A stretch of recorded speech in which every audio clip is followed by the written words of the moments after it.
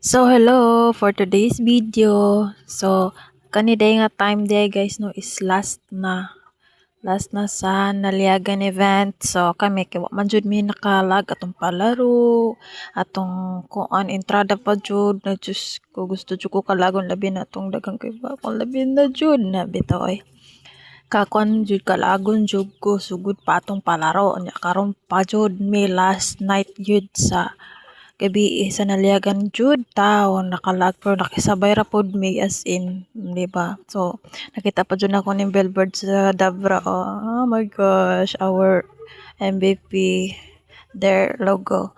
Bitaw guys, ay nakipatintero pa mi dinhi guys kay ngano grabe jud kataas ang pela sa mga sakyanan.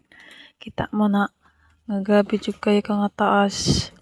Namaktas na lang gani ang eban hinik kay among dagan na nagabi mura jud mi nag mga kuan jud mamang mga aunt or sa English bitaw mura na tanaw ra gud na hinay jud kayo among dagan pero arang-arang na ni kung tatong niagi kay tong nasi Vice Ganda or mga artista iban na halos di namin ma-move sa mo ang giagihan kay grabe ka traffic maglakaw ka or magsakay ka di jud ka makakuan makaabanteg dali kay grabe ka taas sa pila mga guys di ba okay pa nang nato diha budlot-budlot pa na nananaw og kuan area kay tanawa na diha ang dapita itom na nga Ginoo pero puro na mga sakyanan dira mga motor sa kadaghang tawo nagkuan